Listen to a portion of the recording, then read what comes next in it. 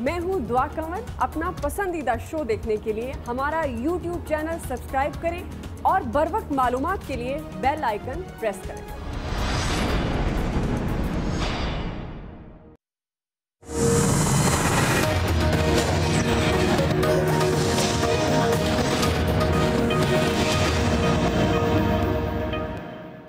تمام منصوبے جو ہیں اور یہ تمام چیزیں جن کے بارے میں رپورٹ لکھی گئی یہ پچھلی حکومتوں میں پچھلے دور کے اندر ہوتی رہی ہیں. تو اس رپورٹ کو پبلک کر دیا جائے. آج کابینہ نے اس کی منظوری دے دی. کوئی ایسا تو نہیں ہوگا کہ کوئی اس کے اوپر پردہ ڈال دیا جائے یا کسی کو بچانے کی کوشش کی جائے. اس لیے فیصلہ یہ کیا گیا کہ باقاعدہ قانون کے تحت ایک کمیشن آف انکوائری بنایا جا رہا ہے کہ اگر کسی نے بھی قانون کی خلاف ورزی کی, اگر کوئی بے ضابطگیوں کے اندر شامل رہا جس کی قیمت اور بڑی بھاری قیمت پاکستان کی قوم کو ادا کرنی پڑی, تو اس کی معافی نہیں ہونی چاہیے. یہ اس کے اندر کوئی دو رائے نہیں ہے اور کوئی یہ بھام نہیں ہونا چاہیے.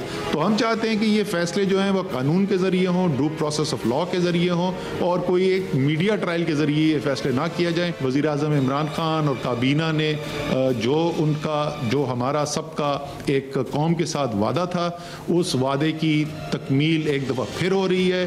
انشاءاللہ تعالیٰ یہ ایک چیز جس پہ سالوں سے بات ہو رہی تھی وہ ایک منطقی انجام تک پہنچنے جا رہی ہے.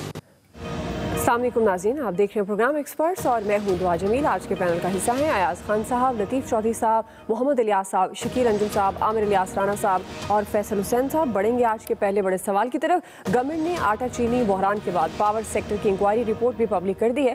رپورٹ میں حیران کن اور سنسنی خیز انکشافات سامنے آ رہے ہیں. رپورٹ میں یہ بتایا گیا ہے کہ 16 آئی پی پیز نے پاور سیکٹر میں 50 ارب 80 کروڑ روپے کی سرمایہ کاری کی اور اس سے 415 ارب روپے سے بھی زیادہ منافع کمایا, جس سے 13 سالوں میں قومی خزانے کو 4802 ارب روپے کا نقصان ہوا ہے. رپورٹ میں نشاندہی کی گئی ہے کہ اہم کاروباری شخصیات سمیت کئی سرکاری ادارے بھی اس میں ملوث ہیں.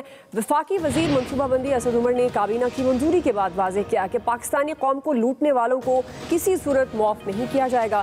دوسری طرف وزیر اعظم عمران خان صاحب نے بھی اپنی تمام تر مشکلات اور سیاسی نقصان سے بالا تر ہو کر مافیاز کے خلاف پرعزم دکھائی دے رہے ہیں. ایک کے بعد ایک سخت فیصلہ کیا جا رہا ہے اور کرپشن کے خلاف اپنے بیانیے پر کوئی سمجھوتا کرنے کے لیے تیار نظر نہیں آ رہے ہیں.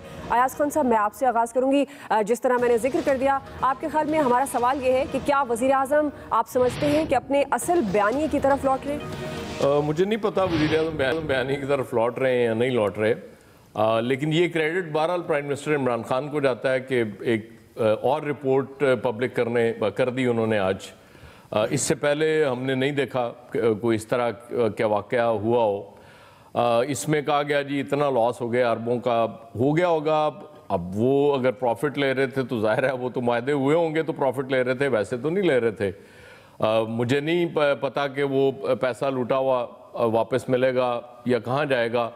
میرا کنسرن تو اور ہے. میرا کنسرن یہ ہے کہ اگر واقعی اس طرح کی لوٹ مار اس ملک میں ہوئی ہے اور عمران خان صاحب اس رپورٹ کو پبلک کرنے کی بجائے اگر میری بجلی 50% سستی کر دیں اور مجھے یہ یقین ہو کہ جی واقعی پرائم منسٹر صاحب کنسرنڈ ہیں کہ بہت ظلم ہو گیا اس قوم کے ساتھ, اتنا عرصہ ہم نے اس طرف توجہ نہیں دی اور اب ہم توجہ دے رہے ہیں, تو اس کا براہ راست فائدہ ہم اپنے قوم کو اور اپنے لوگوں کو پہنچائیں گے, تو میرے لیے بڑی خوشی کی بات ہوگی. میرے لیے یہ خوشی کی بات ہوگی کہ پیٹرول اور سستا ہو جائے, کیونکہ لاک ڈاؤن کے باوجود مجھے تو گاڑی چلانی ہے, مجھے دفتر بھی آنا ہے, مجھے گروسری لینے کے لیے بھی جانا ہے, اور بہت سی چیزیں ہیں جو کی جا سکتی ہیں. اگر مطلب بجائے رپورٹس یہ سامنے آنے کی بجائے اگر اس طرف توجہ دی جائے تو میرے خیال میرے جیسے لوگ زیادہ خوش ہوں. جی عامر صاحب. وہ میرا مسئلہ یہ ہے کہ میں اس شہر میں 29 سال سے رپورٹنگ کر رہا ہوں. تو میں آپ کو مثال دوں گا, جب نواز شریف 97 میں الیکشن جیتے, اسلام آباد ہوٹل میں پہلی پارلیمانی پارٹی میٹنگ کی تو وہاں پہ بھی یہی آئی پی پیز کا ایشو تھا کہ جی یہ بجلی اتنی مہنگی بے نظیر بھٹو نے معاہدے کر لیے اور ہمارے گلے پڑ گئے ہیں. اور اس کے بعد سینیٹر سیف الرحمان, جن کو لوگ بہت برا بھی کہتے ہیں, جس کے وہ گلے پڑے اور جہاں کام کیا, وہ ان آئی پی پیز کے پیچھے پڑے تھے. پھر انٹرنیشنلی پاکستان کو پیچھے ہٹنا پڑا کہ وارنٹیاں سب دی گئی تھی ساورن. تو آپ اس سے پیچھے نہیں ہٹ سکتے. اب یہ بھی شوق پورا کر لیں, میں کہانی اس لیے دہرا رہا ہوں, 97 فروری سے لے کے اور اب تک کا سفر کر لیں, میں دیکھ لوں گا ان میں سے کتنے پیسے لے کے آئیں گے. ساری عام ٹوسٹنگ ہوئی اس دور میں پاکستان کے لیے کہ بھئی یہ بڑے غلط معاہدے ہوئے. پھر اس کے بعد جب ضرورت ہوتی ہے نا, جب یہ کہتے ہیں نا قرضے کتنے لیے اور اتنے ہزار ارب بڑھا دیے, تو 112 کا جو ڈالر انہیں ملا وہ تب ملا نگران دور میں, اور اب 167 سے 163 پہ آ گیا. تو میرے ملک کے قرضے کتنے بڑھ گئے, کل کو کوئی نیا حکمران کس کی کہانی سنائے گا کہ جی اتنے قرضے تھے اتنے چھوڑ گئے. ہم کہانی وہیں پہ کھڑے ہوتے ہیں, آپ ضرب جمع لگا لیں. اصول کی بات یہ ہے کہ آپ ان نٹ شیل کیا نکالتے ہیں. کیا آپ انٹرنیشنل آربیٹریشن میں کبھی جیتے بھی ہیں؟ منت ترلا کر کے ترکی سے اب آپ نے پیسے معاف کرائے ہیں, آپ جیتے نہیں. کارکے کا کیس بھی, وہ بھی سپریم کورٹ نے فیصلہ کر دیا تھا. یہاں ہمارے بڑے بڑے فیصلے ایسے آئے ہوئے ہیں جو انٹرنیشنل آربیٹریشن میں کہیں نہیں ٹکتے, اور آپ کے معاہدے سارے انٹرنیشنل آربیٹریشن میں جا کے طے ہونے ہوتے ہیں. یہاں کے کسی کمیشن کو وہ کمپنیاں نہیں مانتی, اور وہ کمپنیاں جاتی ہیں ان ملکوں کے پاس جہاں سے وہ رجسٹرڈ ہو کے آتی ہیں, اور آپ نے کیے ہیں. جیسے اب نواز شریف کے دور میں بھی جب یہاں بجلی تھی ہی نہیں, پیپلز پارٹی نے 5 سال کہانی کی, تو آپ کو چائنا کے ساتھ ایک معاہدہ کرنا پڑا کہ جی یہاں پہ انویسٹمنٹ تو تبھی ہوگی نا جب آپ کو ریٹرن ملے گا, کہ میں تب پیسے لگاؤں گا کہ مجھے گارنٹی سے آپ بجلی خریدیں گے. اوکے, آپ کو بجلی چاہیے تھی, آج آپ کے پاس بجلی موجود ہے. یہ ساری وہ چیزیں ہیں, جتنی مرضی گیم کر لیں, 20 مہینے کے بعد آپ عمران خان صاحب کو اصل بیانیے کی طرف لوٹا دیں, یا ہم وہیں پہ جا کے کھڑے ہو گئے جہاں سے ہمیں 100 دن کے اندر پتہ نہیں کیا گیم چینجر مل رہا تھا. اور یہی جو کیلکولیٹر پہ گنتے تھے اسد عمر صاحب کہ آج پیٹرول اتنے کا ہونا چاہیے, تو اب ہمیں پلے سے نہیں دیں گے پیٹرول یہ گاڑیوں میں ڈلوا کے, جب پوری دنیا میں مفت مل رہا ہے. ہمارے لیے کیا اعلان کیا آج انہوں نے ساروں نے بیٹھ کے. یہ ہے کہانی ہمارے ہر حکمران کی اور ہر دور کی. ٹھیک جی, فیصل صاحب. ایک تو جب سے موجودہ حکومت آئی ہے تو لوگ تو عمران خان کا جو اصل بیانیہ تھا پتہ نہیں کون سا تھا, لوگ بیانیے کو تو بھول چکے ہیں. بہرحال یہ رپورٹ آنا جو ہے یہ ایک اچھی بات ہے, رپورٹ لے کر آ رہے ہیں یہ اچھی بات ہے, یہ ایک اچھی علامت بھی ہے. لیکن جتنی بھی تحقیقات ہو, جتنی بھی چیزیں ہیں وہ لوگوں کی جو ہے نا خوشحالی سے مشروط ہوتی ہیں. اگر مجھے بھوک لگی ہوئی ہے, میرا پیٹ خالی ہے, تو میرے سامنے آپ بڑی سے بڑی بھی رپورٹ لے کر آ جائیں گے, بڑے سے بڑی کرپشن کی داستان بھی لے کر آ جائیں گے, تو اس کے اثرات جو ہے مجھ تک نہیں آئیں گے. میری پرائرٹی اس وقت جو ہے بھوک ہے. تو اس وقت ان کو عمران خان کو جو ہے نا قوم کی ترجیحات کا جو ہے وہ تعین کرنا جو ہے نا وہ بہت ضروری ہے کہ اس وقت قوم کی ترجیحات کیا ہیں, اس وقت قوم کے اصل مسائل کیا ہیں. یہ تمام کام آپ کریں, اس کے آپ کے ان کام پر کسی کو اعتراض نہیں ہے.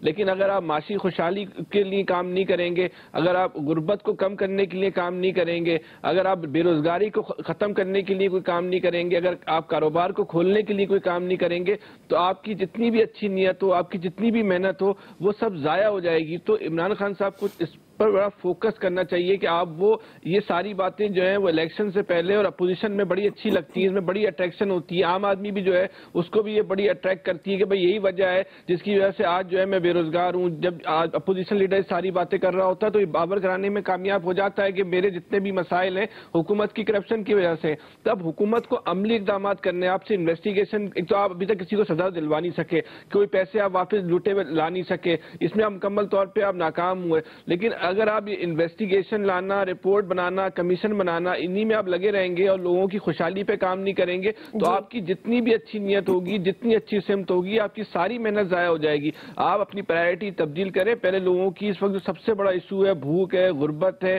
معاشی بدحالی ہے, اس کو ختم کرنے کے لیے آپ حکمت عملی بنائیں, تو اس کے بعد آپ کی یہ اقدامات بھی لوگ جو ہے ان کو بہت اپریشیٹ کریں گے. باقی آپ کی سب محنت جو ہے وہ 0/0 ہے. جی لطیف چودھری صاحب. دعا میرا تو اس معاملے پہ کوئی ابہام نہیں ہے. سوال آپ نے یہ رکھا کہ کیا وزیر اعظم صاحب اپنے اصل بیانیے کی طرف لوٹ رہے ہیں, تو میں تو یہ کہتا ہوں کہ وہ اپنے بیانیے پہ اسی طرح قائم ہے جو پہلے دن سے تھا. وہ ہے لوگوں کو الو بنانا, ان کو بیوقوف بنانا, ان کو جیسے وہ میجک نہیں ہوتا ایک آپ کے سامنے, اور کہا جاتا ہے کہ ہتھیلی پہ سرسوں جمانا, پنجابی میں کہتے ہیں تھوکنل پکوڑے تلنا. تو وہ عوام کو پکوڑے گرم گرم تلنے کا بتاتے ہیں کہ آپ بس تیار رہیں, یہ ہم نے کڑائی میں پکوڑے ڈال دیے ہیں, ابھی یہ نکلے. عوام بیچاری وہ بیٹھی ان پہ کر رہی ہوتی ہے یقین. جیسے ایاز خان صاحب نے کہا کہ ہمیں تو بجلی سستی ہے, تو ہمارے کئی جاننے والے ادھر ہی کیمرہ مین ہوتے تھے, وہ کہتے تھے کہ یار عمران خان آئے گا نا تو کم از کم میرے بچوں کی فیس تو کم ہو جائے گی نا. تو میں نے اس وقت بھی اس کو کہا تھا, میں کہا بچیا ਤੂੰ ਫੀਸ ਦੇਣ ਜੋਗਾ ਹੀ ਨਹੀਂ ਰਹਿਣਾ, ਤੂੰ ਘੱਟ ਗੱਲ ਦੀ ਕਿਹੜੀ ਗੱਲ कर रहे हैं। तो अब वही काम जो इमरान खान साहब है ना, वो बड़े तसलसल के साथ, बड़ी दिल जमी के साथ और बड़े खशू खसू के साथ वो इस आवाम की दुर्गत बनाने के ऊपर वो कारबंद हैं। उनके जो मुल्ला दो प्याजे हैं वो भी यही काम करने के लिए आए हैं और वो अपना काम बड़ी खुश उसलूबी से अंजाम दे रहे हैं। आप देखें दुआ, इमरान खान साहब देख लें, जब वो कंटेनर पे खड़े होते थे और बड़ी वो उनके चेहरे पे झंझलाहट थी, अब उनकी सेहत देखें वो कैसी ज़बरदस्त, चेहरा नूरानी हो गया।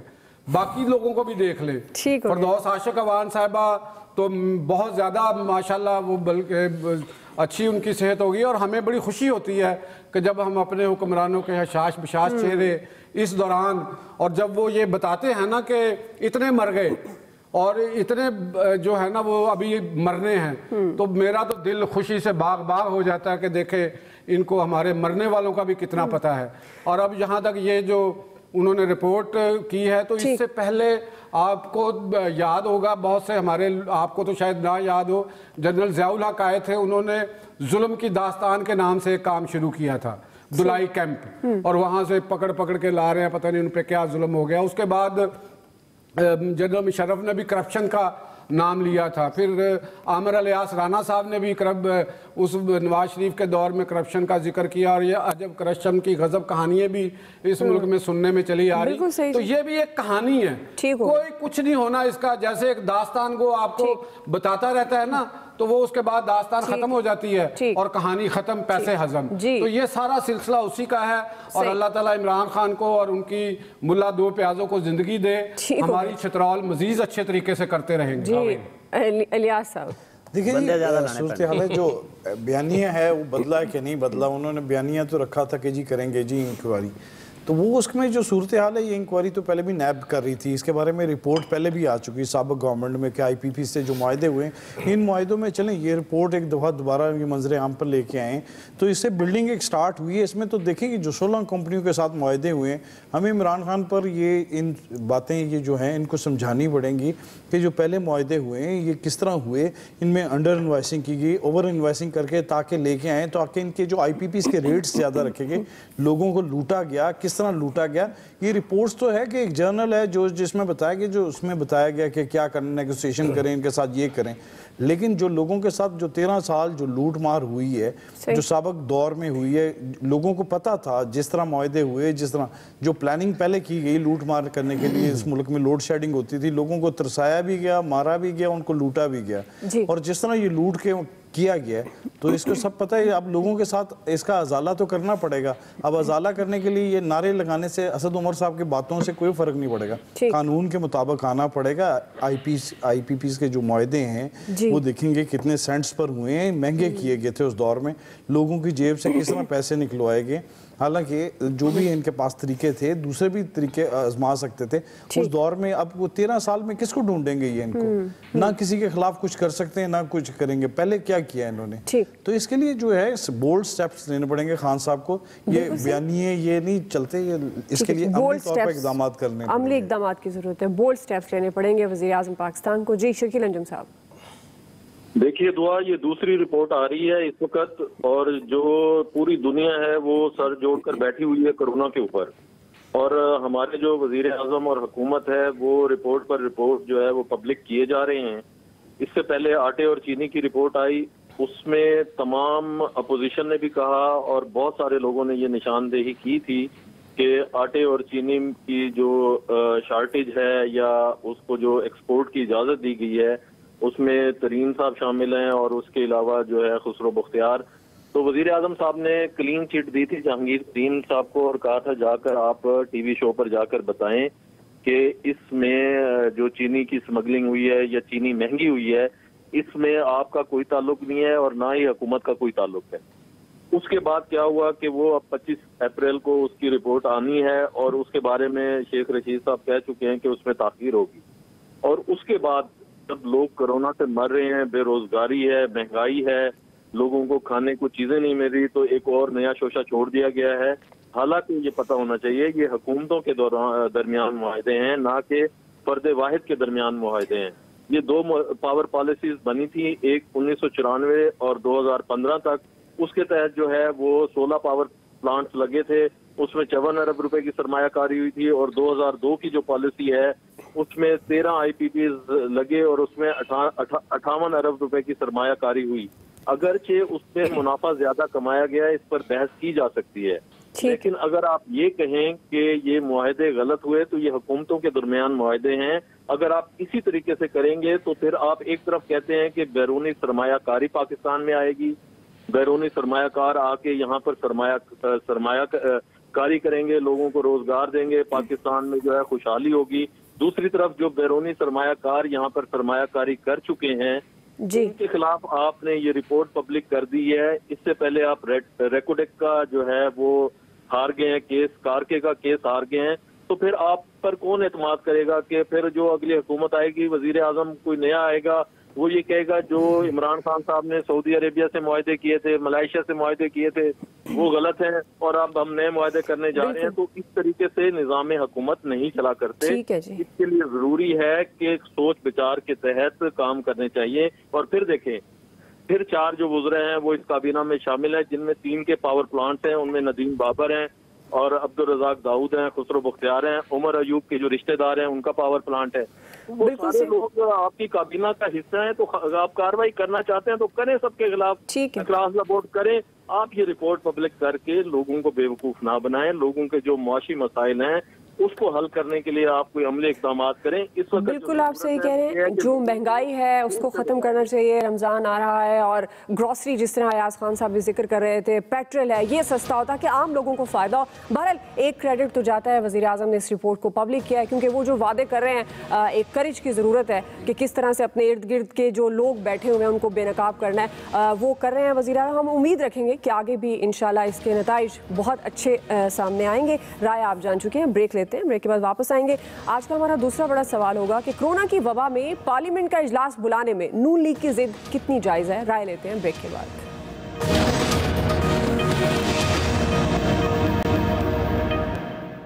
جب ایگزیکٹو اور عدلیہ دونوں جو فنکشن کر رہے ہیں ایز یوزول معمول کے مطابق، تو پارلیمنٹ کو معطل کرنا یا اس کو لاک ڈاؤن کرنا جو ہے غیر آئینی بھی ہے، اور یہ آئین کے ساتھ ایک مذاق ہے، آئین کو ڈسٹارٹ کرنے کی کوشش کی جا رہی ہے. اگر کنسٹرکشن انڈسٹری کھلی ہے، اگر سرکاری دفاتر کھلے ہیں تو پارلیمنٹ بند نہیں ہو سکتی.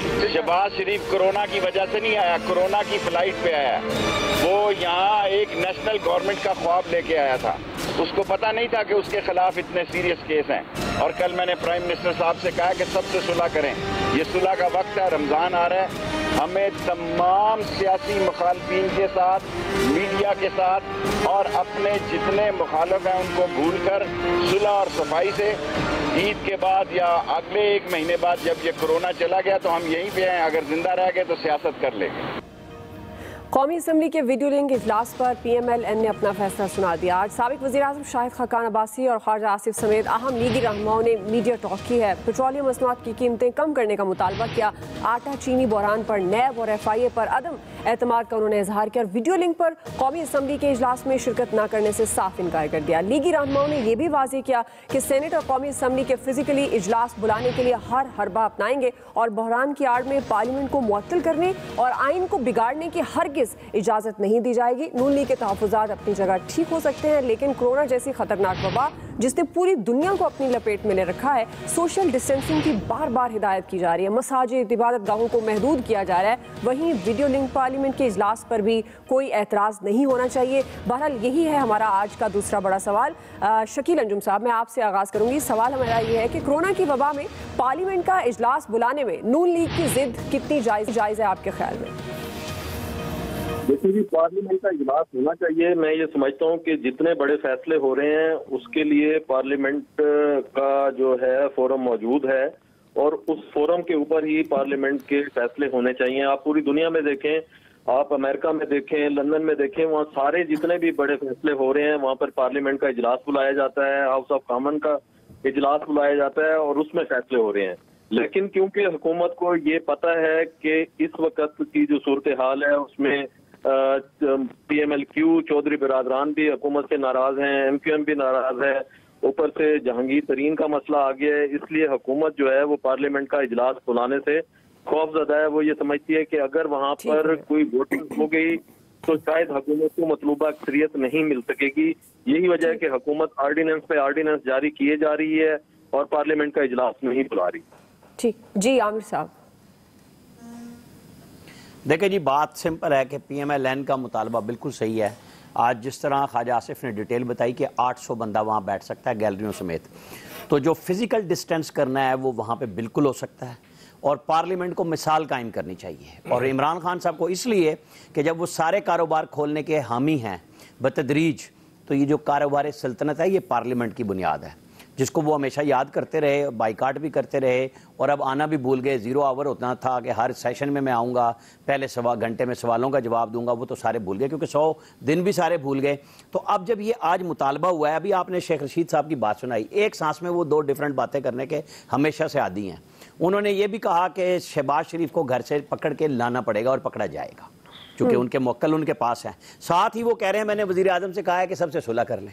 ارے بھائی صلح کس سے کرنی ہے؟ وزیر اعظم تو اپوزیشن سے بات نہیں کر رہے. ان سے جب بھی صحافیوں نے بات کی انہوں نے کہا میں ان سے بات نہیں کروں گا. تو پارلیمنٹ کا اجلاس نہ بلانے کا بھی یہی مقصد ہے کہ حزب اختلاف کی بات سننی پڑے گی تو جواب بھی دینا پڑے گا. تو وہ کہہ رہے ہیں میرا یک طرفہ موقف. اب تو صحافیوں کو بھی نہیں بلایا جاتا, اپنی کیبنٹ بٹھا کے اپنی تقریر کی, سنائی, بات چیت اور ختم, تاکہ کوئی سوال ذرا سا بھی ان کے کانوں تک نہ پہنچے. تو گورنمنٹ کا یہ رویہ بالکل ٹھیک نہیں ہے. چیئرمین سینٹ نے بھی اسپیکر کو خط لکھ دیا ہے کہ مجھے حال دے دیں, ہمارے تو 104 ممبر ہیں صرف, ہم اپنا سیشن وہاں منعقد کر لیں گے کیونکہ وہاں کا تو ایشو ہے, چھوٹا حال ہے. تو یہ اب اس سے بھاگنا بالکل غلط ہوگا. جیسے شکیل انجم صاحب نے بات کر دی ہے کہ بھئی آپ قانون سازی کی طرف تو آ ہی نہیں رہے. آپ کے پاس اب ماہر آپ لے آئے ہیں, مشیر پارلیمانی امور بابر اوان, وہ کہہ رہے ہیں کہ میں سب سے بات چیت کروں گا. تو کسی کو تو چانس دے دیں یہ اپنی ٹیم میں سے. جب ٹیم میں ایڈوائزر لے آئے ہیں نیا, تو پھر چاہے شاید پہلے ناکام ہو گئے ہوں, اب نیوں کو بٹھا لیں, بات کر لیں حزب اختلاف کے ساتھ, تو عوامی فلاح کے کر لیں منصوبے, ان کے اوپر کوئی قانون سازی کر لیں. لیکن یہ وقت گزر رہا ہے اور غلط گزر رہا ہے. ٹھیک جی فیصل صاحب. اچھا دیکھیں, مجھے یہ تو نہیں پتا کہ اس فیصلے کے پیچھے حکومت کی نیت کیا ہے, اچھی ہے, بری ہے, اور کیا مقاصد ہیں. اس طرح جو اپوزیشن کا مطالبہ ہے اس کے پیچھے اس کی کیا سوچ ہے, میں یہ دونوں طرف رکھتا ہوں. لیکن ایک بات ہمیں سمجھنی چاہیے کہ یہ پوسٹ کرونا دنیا ہے وہ بہت مختلف ہوگی. یہ کرونا جو ہے وہ صدیوں کی روایتوں کو بھی کھا گیا ہے, صدیوں کے جو طریقہ کاروبار تھا اس کو بھی کھا گیا ہے. آج جو اس وقت میڈیا ہاؤسز کا جو اس وقت جو دفاتر کی صورتحال ہے, آج سے کوئی 15 مارچ سے پہلے قبل کوئی اس بات کا تصور کر سکتا تھا کہ اخبار کے دفتر کا ایڈیٹر بھی نہیں آئے گا, کوئی سب ایڈیٹر بھی نہیں آئے گا, نیوز ایڈیٹر بھی نہیں آئے گا, اور اخبار جو ہے وہ چھپ جائے گا. تو اب یہ اب ورک فرام ہوم کا جو کانسیپٹ ہے وہ بہت مضبوط ہوتا چلا جا رہا ہے, اور آنے والے وقتوں میں شاید یہی جو کانسیپٹ ہے ہماری اور آپ کی زندگی کا جو ہے وہ ایک عملی تصویر بھی بن جائے. تو آرٹیفیشل انٹیلیجنس کا زمانہ ہے, تو ہمیں اس کو استعمال کرنا چاہیے. ہم کب تک فالوئنگ جو ہے زندگی گزاریں گے, دنیا اس پر آئے, دنیا اس سے پہلے کہ ورچوئل پارلیمنٹ پہ جائے تو ہم اس کا پہلے آغاز کرتے ہیں, ہم اپنی ورچوئل پارلیمنٹ قائم کر دیں. تو ایسی ہماری پارلیمنٹ نے کون سی ایسی بڑی روایتیں قائم کی ہوئی ہیں کہ وہ پارلیمنٹ کا اجلاس ہوگا تو کوئی بہت بڑا فیصلہ ہو جائے گا. تو جس طرح کا اجلاس ہوتا ہے وہ تو کسی ورچوئل پارلیمنٹ پہ ویڈیو لنک پر ہو سکتا ہے. اس وقت جو حالات ہے تو ہمیں یہ ایک اچھی روایت بھی قائم کرنی چاہیے, اور کیا کہنا چاہیے کہ ایک آنے والے وقتوں کے لیے پہلے سے ہمیں جو ہے تیار ہو جانا چاہیے. اس طرح کی چیزیں مستقبل میں ہونی ہے تو سب سے پہلے ہم اس چیز کا آغاز کر دیں. حرج نہیں ہے کہ پارلیمنٹ کا اجلاس جو ہے. دیکھیں دعا, یہ تو جو بات ہے نا جی, جیسے ہمارا ایک تصور ہے اور ہر خاص و عام کا یہ ایک تصور ہے کہ پوسٹ کرونا دنیا کچھ اور ہو جائے گی, تو یہ ایسا اچانک کچھ نہیں ہوگا. یہ چیزیں بتدریج ہوتی ہیں. جو ایک سویلائزیشن کی جو ایوولوشن ہوتا ہے وہ وقت کے ساتھ ساتھ ہوتا ہے. ایون اسٹیفن ہاکنگ جیسے جو ایک سائنسدان تھے, انہوں نے بھی جو بنی نوع انسان تھی اور طاقتور لوگ تھے ان کو کچھ چیزیں بتائی تھیں کہ آپ جس ترقی کو جس رفتار سے جا رہے ہیں اس کو سلو کریں, اور اگر آپ نے یہ نہ کیا تو آپ اپنے ہاتھوں سے خود ہی ختم ہو جائیں گے, یہ مقررہ عرضی ختم ہو جائے گا. لہٰذا بات ہم دوسری طرف لے گئے. تو اگر بلا بھی لیں اجلاس تو اس میں کیا مسئلہ ہے؟ کوئی ہے مسئلہ؟ وزیر اعظم صاحب کو وہ فیصل ایدھی صاحب بھی ان سے بھی مل رہی ہے, ان بیچاروں کا نکلایا پازیٹیو कोरोना का, तो मेरा ख्याल है कि वो जिस लैब से उन्होंने करवाया उस लैब का भी टेस्ट करवा लें कि रिजल्ट ठीक ही आते हैं या ऐसे ही काम चलाऊ काम है और जिसको चाहा नेगेटिव कर दिया, जिसको चाहा पॉजिटिव कर दिया। तो अगर वहाँ इजलास हो जाता है तो क्या इसमें हर्ज है? वीडियो लिंक पे भी हो जाए तब भी कोई नहीं, अगर हो जाए तो ये वेले बैठे घरों में बेचारे, तो चले वहाँ आके कोई बातें एक दूसरे से कर लेंगे, एक दूसरे को बुरा भला कह लेंगे, हम भी सुन लेंगे, हमें भी थोड़ा सा मजा आ जाएगा कि इमरान खान साहब भी आ जाए और वहाँ पे अपने को ताने सुन लें, ताकि उन्हें चलो पता चल जाए हाथ में तस्बीह तो उन्होंने पकड़ी होती है दुश्मनों को नेस्तो नाबूद करने के लिए। तो हम भी थोड़ा सा आवाम को भी तो इंटरटेनमेंट दे देना, कोई सिर्फ अपने तौर पे ही ना रहे। मेरा ख्याल है बुला लेना चाहिए जी अयाज खान साहब। देखिए, एक तो नई चीज़ जब भी कोई सामने आती है उसकी मुखालफत ज़रूर होती है। ज़ाहिर है इस वक्त बड़ा वेग सा आइडिया लग रहा है कि जी वर्चुअल एक नेशनल असेंबली या पार्लियामेंट कैसे हो सकती है और क्यों, क्योंकि वो जो मज़ा वहाँ पे खड़े होकर बात करने का वो नहीं आएगा। ये सारी चीज़ें। दूसरा मुझे ये बताया ना कि चलें कल इजलास आप बुला लें, पंजाब से लोग चले जाएंगे, केपी से चले जाएंगे, फ्लाइट्स आपकी बंद हैं इस वक्त डोमेस्टिक, आप सिंध से कैसे लेके आएंगे अरकान को, बलोचिस्तान से कैसे लेके आएंगे? मोटरवे बन गई, आ जाएंगे। कहाँ से? सिंध से भी मोटरवे से आराम से आ जाएंगे, बलोचिस्तान से भी आ जाएंगे। बहुत अच्छे साहब, फिर तो मेरे ख्याल बिल्कुल, अब तो सारे रास्ते मोटरवे बन गई हैं, सिर्फ हैदराबाद से सक्कर रह गई है। तो फिर अभी इजलास बुला लेना चाहिए। फिर तो बहुत ज्यादती कर रही गवर्नमेंट। बिल्कुल, मेरा ख्याल है ये बिल्कुल ठीक आइडिया है। 24 घंटे का रास्ता है सर, अभी भी मोटरवे बनने का। चले कोई नहीं, राणा साहब के वो जो चाहने वाले हैं वो आ जाएंगे, क्योंकि आप फैसल साहब निकले तो आप आ जाएंगे इस्लामाबाद 15 घंटे में, मसला नहीं है, निकल के देखें, कोई इशू नहीं है। बोज़ाहिर आने वाले आ ही जाएंगे। बहरहाल नून लीग ने सियासत भी तो जिंदा रखनी है। वो कहते हैं बाकी दुकानें खोल रहे हैं तो हमारी दुकान भी खोल दें, क्योंकि उसमें भी हमने भी वहाँ रख के सौदा बेचना है, क्योंकि बाहर तो बिक नहीं रहा। शहबाज शरीफ साहब आए थे, वो समझ रहे थे कि डेंगू की तरह मैं गलियों में घूम फिर के इसको ख़त्म कर दूंगा, लेकिन उन्हें पता चला कि यहाँ तो घर से नहीं निकल सकते। तो नून लीग को अपनी सियासत जिंदा रखनी है, इसलिए मरकल वो जायज़ है उनका मुतालबा। जी इलियास साहब, सूरत हाल ये है कि मुस्लिम लीग नून ने जो सूरत हाल है उसमें अपनी सियासत तो ज़िंदा रखनी, जैसे एयाज साहब ने कहा। तो ये जो सूरत हाल है, अगर गवर्नमेंट चाहती है, अगर बुलाना चाहती है इजलास, तो गवर्नमेंट को चाहिए अपोजिशन की सुन ले। अगर असम्बली में अगर प्रेस कॉन्फ्रेंस करते हैं या अपनी कोई सजेशन देना चाहते हैं तो दे दें। गवर्नमेंट के प्राइम मिनिस्टर साहब के पास जो लोग बैठे हैं वो सब अच्छा की रिपोर्ट उनको देते हैं कि जी हालात काबू हैं, जो उनको है वो सारे यही कहते हैं कि काबू, ताकि उनकी भी दुकान चलती रहे और सारा सिस्टम चलता रहे। लेकिन अपोजिशन की सुनना लाजमी है, वर्चुअल तरीके से करें, जिस तरह भी करें, इजलास बुलाएं, इजलास में सुने, उनकी बात सुने। अगर देख लें सोशल डिस्टेंस रखा है, जिस तरह भी रखा है, जिस तरह भी 800 बंदे की अगर पार्लियामेंट में जगह है बैठने की तो उस तरह कर लें, उसको कर लें, कुछ तरीका कार कर लें, सैनिटाइज करके उनको ले जाएं अंदर, जाके 1 दिन का इजलास रख लें, 2 दिन का रख लें, तो इसमें कोई नहीं। इजलास में देखें अपोजिशन की जानिब से बड़ी जमातें, सियासी जमातें हैं, नून लीग है, पीपल्स पार्टी है, उनकी बातें सुननी चाहिए कि क्या उनको मुश्किलात आ रही हैं, लोगों को किस तरह बेहतर किया जा सकता है। तो जो आम लोगों की, क्योंकि ये अवामी नुमाइंदे हैं, इनको पता है कि अवाम के मसाइल क्या है, उनको रोटी मिल रही है, इस वक्त कितने मुश्किल हालात हैं, लॉकडाउन में क्या सूरत हाल है, लोगों को कंट्रोल कर रहे हैं, टेस्ट पूरे हो रहे हैं। ये काफ़ी जो ऐसे सवाल हैं जो लोगों को पता नहीं चल रहे इस वक्त। प्राइम मिनिस्टर साहब कह रहे थे कि लोगों को बताना ज़रूरी है, इधर तो पता ही नहीं चल रहा हॉस्पिटल में किस तरह इलाज हो रहा है। जो असल हकायक हैं उधर आवाम के नुमाइंदे ही लेके जाएंगे, जो आवाम को जो मुश्किलात होती है, इधर तो अवामी नुमाइंदे ही नहीं मिल रहे लोगों को। जो सूरत हाल है वो डिफरेंट है, बिल्कुल जी, पता चलना चाहिए। इससे अपोजिशन का किरदार अहम है, तनकीद सुननी चाहिए। आप सही कह रहे हैं, अपोजिशन का किरदार इंतहाई अहम है और गवर्नमेंट और अपोजिशन को एक पेज पर होना चाहिए, खासतौर पर इस वबा की सूरत हाल में क्या क्या इकदाम उठाने हैं। राय आप जान चुके हैं, ब्रेक ले रहे हैं, ब्रेक के बाद वापस आएंगे। तीसरा बड़ा हम सवाल रखेंगे, क्या अमेरिकी सदर का तेल कीमतों में बहाली का दावा दुरुस्त है या नहीं? राय लेते हैं ब्रेक के बाद। कोरोना वायरस से लॉकडाउन के बायस आलमी सतह पर तेल की खपत ना होने के बराबर रह गई, जिसकी वजह से दुनिया की तारीख में पहली आलमी मंडी में तेल की कीमत मनफी सतह तक गिर गई है। कशीदा सूरत हाल के बायस अमरीकी कंपनियों ने न सिर्फ खाम तेल मुफ्त देने का ऐलान कर दिया है, बल्कि 1 बैरल के बदले में $37 भी देने के लिए तैयार हो गए हैं। अमरीकी सदर डोनाल्ड ट्रंप ने यह दावा किया है कि घबराने की बात नहीं है, तेल की कीमतों में तारीखी गिरावट का भी फायदा उठाएंगे। आमिर साहब, मैं आपसे आगाज करूंगी। सवाल ये है, क्या आप समझते हैं कि अमरीकी सदर का तेल कीमतों में बहाली का दावा दुरुस्त है? तो क्या हम कहें कि क्या था वो लफ्ज दुनिया मी टू से मी 20 पे आ गई? हाँ जी, वो जो मी 20 पे आ गया ना आजकल, तो कहानियां बदल रही हैं और फिल्म वहीं खड़ी हुई है اور اب آپ دیکھیں کہ امریکیوں کے پاس آئل سٹوریج نہیں ہے. کہانی صرف اتنی ہے کیونکہ سٹوریج ختم، کیونکہ یوز ہی کہیں نہیں ہو رہا. ہمارے پاس لوٹ مار 97 روپے میں جاری ہے. یہ جو کیلکولیٹر لے کے میں پہلے بھی کہہ رہا تھا اسد عمر اور یہ پیٹرولیم یہ سارے جو کھابے گن رہے ہیں یہ اب ہمیں کیوں نہیں کھلانے کے لیے تیار؟ یہ سب پچھلے نکال لیں، 4,000 ارب نہیں 18,000 ارب نکال لیں، مجھے کیا پرواہ اس بات سے. اصل ایشو یہ ہے کہ ہمارے لیے رعایت کب آئے گی. یہ منگتوں کی کہانی ہمارے ساتھ چلاتے ہیں. ابھی چندہ اکٹھا کرنا ہے، بھائی پہلے ہمیں واپس تو کرو. اب ساری دنیا میں پیٹرول کب سے سستا ہو رہا ہے؟ ہمیں 15 روپے کی کہانی، بھائی کسی کی جیب میں سے نہیں جا رہے پیسے، آپ کے اور ہمارے ہیں. ٹیکس بھی ہم ہی دیتے ہیں. وہ آج وہ فیڈرل بورڈ آف ریونیو والے رو رہے تھے ہمارا 300 ارب روپے کا شارٹ فال آ گیا. بھائی اللہ کے بندو، ہم سے تو تنخواہ میں اتنے ٹیکس کاٹ رہے ہو، ہم سے ہر چیز میں اتنے ٹیکس لے رہے ہو، پھر رولا ڈال دیا آ کے. نہ کوئی کام ہو رہا ہے. کل جو میں نے کہا تھا نا کہ اصل بات ہے کہ معیشت آپ نے سنبھالنی کیسے ہے. جو دنیا کہاں سے کہاں چلی ہے، لوگ اپنے سیٹنگ کر رہے ہیں. آج پوری ویڈیو کانفرنس دنیا بھر میں ہو رہی ہیں، ٹھیک ہے. یہاں ہمارے افسر جو ہے نا پارکوں میں ایک میٹنگ پارکوں کی کرتے ہیں $4,000 پر ڈے لیتے ہیں.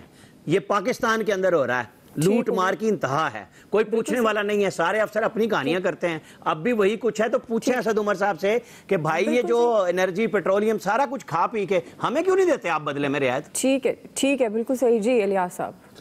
دیکھیں جی، جو انٹرنیشنل مارکیٹ میں جو اب کم ہوئی ہے تو گورنمنٹ کو یہ فائدہ اٹھانا چاہیے، بجائے کہ دیکھیں اب جو وہ لوگ ہیں جن کے فائدہ ہوگا، جن کی انڈسٹری ہے، انڈسٹریلائزیشن کرنے کے لیے ان کو جو ہے کہ فیول ان کو سستا ملا. ہمیں بھی چاہیے کہ اپنے اس ٹائم جو ہماری بھی کنزمپشن اس ٹائم زیرو ہوئی ہے، بہت کم ہوئی ہے کنزمپشن. ہمیں اپنے سٹوریج ڈیولپ کرنا چاہیے. اگر کنسٹرکشن انڈسٹری کا کہہ رہے ہیں تو کنسٹرکشن انڈسٹری میں اپنے سٹوریج بنائیں اور سستا پیٹرول لائیں، انڈسٹری کو رعایت دیں، لوگوں کو رعایت دیں، بجلی کی کھپت یعنی کہ بڑھائیں. اور اس طرح جو ہوگی تو لوگ زیادہ فائدہ اٹھائیں گے. لیکن اس وقت اس پر کوئی سمجھ سے کام نہیں کر رہے ہیں، نہ کچھ اس طرح کیا ہے. انٹرنیشنلی جو ہے وہ جو T20 میں T20 کنٹریز تھے ان کو کہا گیا کہ جو آپس میں جو ہیں کہ تیل کی کنزمپشن پیداوار کم کی جائے، اور پیداوار وہ کم نہیں ہوئی تو اس نے اس وقت پہلے ہی مارکیٹ. اور باقی ایکسپرٹ سے میری گزارش ہے کہ ذرا وقت کا خیال رکھیں کیونکہ وقت تھوڑا کم ہے. جی ایاز خان صاحب.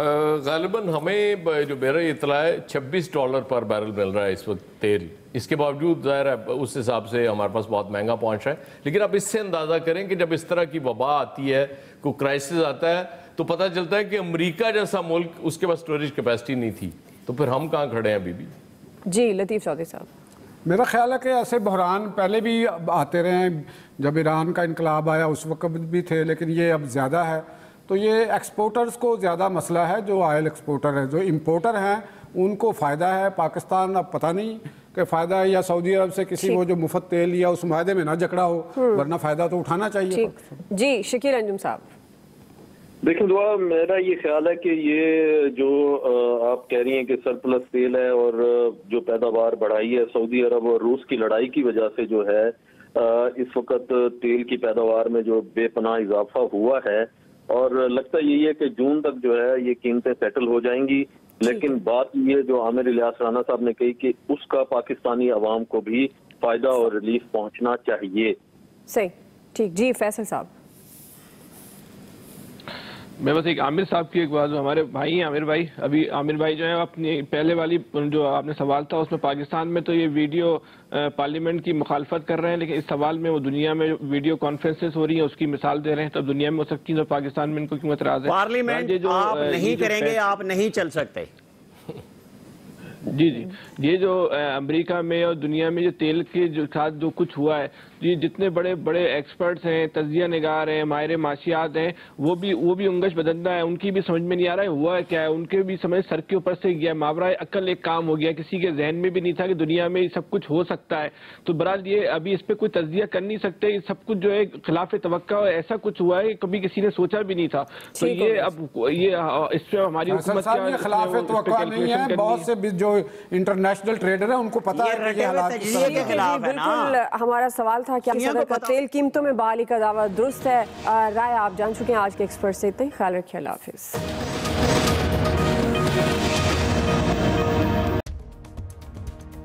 میں ہوں دعا کنور. اپنا پسندیدہ شو دیکھنے کے لیے ہمارا YouTube چینل سبسکرائب کریں اور بر وقت معلومات کے لیے بیل آئیکن پریس کریں.